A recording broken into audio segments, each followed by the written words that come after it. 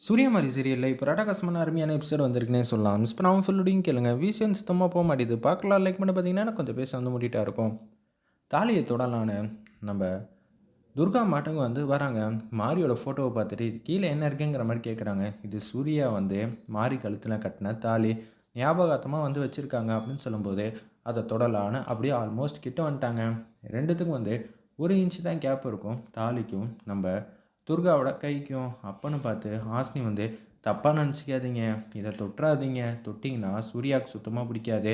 ஏன்னா, சூர்யா வந்து எங்க போனாலும் இந்த தாலிய வந்து அவர் கூடயே வந்து எடுத்துட்டு போவாங்க. மாரியும் அவர் கூட இருக்கிற மாரி அவர் வந்து நெனச்சுப்பாரு. அதனால தான் நான் இப்படி சொல்றேன்." "ஓ! அப்படியா? சரி. நான் போயிட்டு வரேன்." அப்படின்னு சொல்லும்போது, சங்கரபாண்டி மாட்டவங்க கீழ இறங்கி வராங்க. என்னது மாரி பக்கத்துல உட்காந்துக்கிட்டு இவங்க எல்லாரும் வந்து டிஸ்கஸ் பண்ணிட்டு இருக்காங்க. ஒருவேளை மாரி சம்மந்தப்பட்ட விஷயத்த வந்து விசாரிக்க ஆரம்பிச்சிட்டாலோ, இவங்க வேற வந்து அதிகாரி. இவங்க எந்த நேரத்துல என்ன மாரி வந்து ஆதாரம் கிடைக்கும்னு வேற தெரியல.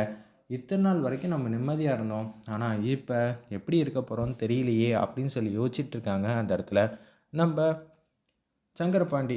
அப்பன்னு பார்த்து இவங்க வந்து கிளம்புனோனே வந்து, "சாரிங்க. நான் தெரியாம அன்னைக்கு உங்ககிட்ட வந்து பேசிட்டேன்னு" சங்கரபாண்டி வந்து கேட்குறாங்க. "ஓகே. இன்னொரு வாட்டி இது மாரிலாம் நடந்துக்காதீங்க" அப்படின்னு சொல்லிட்டு இருக்காங்க அந்த இடத்துல. நம்ப துர்கா அவங்க பாட்டுக்கு வீட்டுக்கு வந்து போறாங்க. "வா நம்ம கீழ உட்காந்து சாப்பிட்டு வந்துரலாம் டைனிங் டேபிளுக்குன்னு" சொல்லிட்டு, சூர்யா வந்து தேவி அம்மாவ கூட்டிட்டு அப்படியே வந்து கீழ இறங்கி வந்துகிட்டு இருக்காங்க. "2 இட்லி வைங்க. கொஞ்சோண்டு சட்னி வச்சா போதும்ன்னு" சொல்லி, அப்படியே சூர்யா வந்து அன்பா பாசமா வந்து ஊட்டி விடுறாங்க. பார்த்தீங்களா, சூர்யா வந்து தேவிய நல்லபடியா பார்த்துக்கிறனால தான், இங்க இவ்ளோ பிரச்சனை வந்துகிட்டு இருக்கு. பார்த்துக்கங்க சிஸ்டர். இது மாரியே போச்சுன்னா சரிப்பட்டு வராது அப்படின்னு சொல்லும்போது, என்னப்பா எப்போ பார்த்தாலும் நீ தான் ஊட்டி விடணுமா? அவ தான் பெரிய பொண்ணு ஆயிட்டால்ல. அவளே சாப்பிட்டுப்பால்ல அப்படின்னு சொல்லும்போது, ஏன்னா இப்ப தான் யுகேஜி வந்து படிச்சுக்கிட்டு இருக்கேன். அப்படி இருக்கும்போது எங்க அப்பா எனக்கு வந்து ஊட்டி விடலாம். ஒண்ணும் தப்பு இல்ல அப்படின்னு சொல்லி அந்த இடத்துல வந்து, மாயா நீ எதுக்கு தேவையில்லாத விஷயத்தலாம் வந்து தலையிடுற? அப்படின்னு சொல்லி அந்த இடத்துல நம்ப தேவி அம்மா வந்து மாஸ் பண்ணிட்டு இருக்காங்க. "குட்டி பாப்பா, உடனே வந்து இப்படியெல்லாம் பேசக்கூடாதும்மா" அப்படின்னு சொல்லிட்டு இருக்காங்க சங்கரபாண்டி. "மரியாதையா தான் பேசணும். உனக்கே நான் மரியாதை குடுக்க மாட்டேன். இதில அவங்களுக்கு வேற மரியாதை வேணும்னா, அதெல்லாம் சரி வராது சங்கரபாண்டி. உன் வேலைய பார்த்துட்டு போ.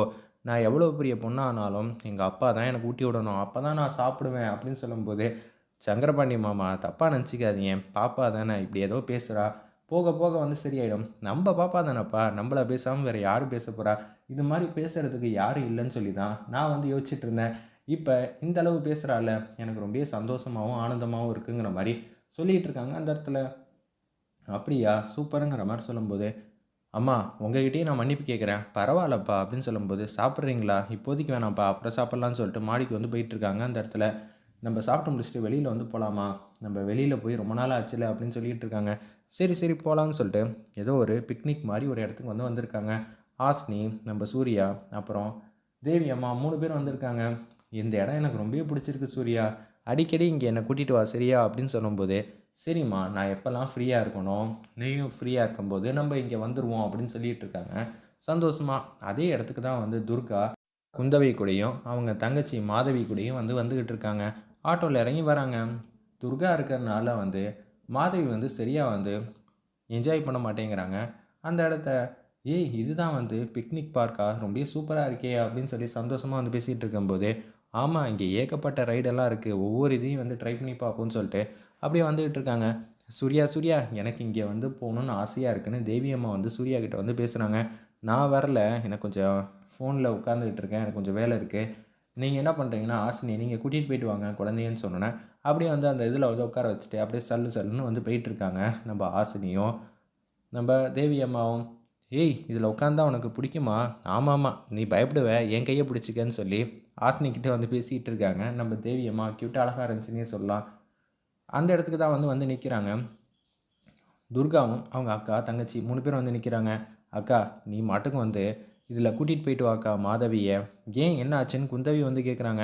"உனக்கு பயம் வந்துருச்சா?" "இல்லக்கா, நான் இருக்கிறனால தான் மாதவி பாருங்க எப்படி இருக்கான்னு.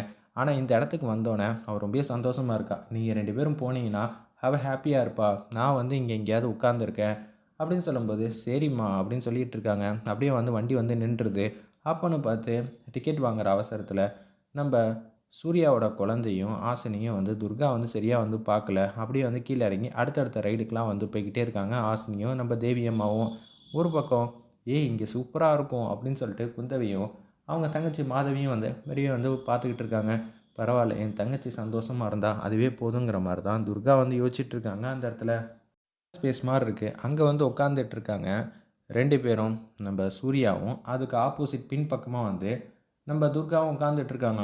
துர்கா வந்து அப்படியே கேஷுவலாக உட்காரும்போது அவங்க துப்பட்டா வந்து சூர்யா மேலே வந்து பட்டுருது. உடனே வந்து கடுப்பாயிட்டாங்க அந்த இடத்துல. ச்சே, இங்கே இது மாதிரிலாம் வந்து தொந்தரவு வந்துக்கிட்டே இருக்கேன்னு சொல்லி திரும்பி பார்த்தா, நீயா? நான் போகிற இடத்துக்கு எல்லாத்துக்கும் வந்து பின்னாடியே வந்துக்கிட்டே இருப்பியா? நீ அதிகாரியா இல்லை வேற யாராவதா? அப்படின்னு சொல்லி அந்த இடத்துல கண்ணா அப்படின்னு திட்டுறாங்க. நீ என்ன தான் ஃபாலோ பண்ணிக்கிட்டே இருப்பியா? உனக்கு வேறு வேலையே இல்லையா? ஓ, உன்னை நான் ஃபாலோ பண்ணுறேன்னா நீ என்ன அழகாக நினச்சிக்கிட்டு இருக்கியா? அப்படின்னு சொல்லி மாறி மாறி வந்து சண்டை போட்டுட்டு இருக்காங்க. நீ எதுக்கு இங்கே வந்த?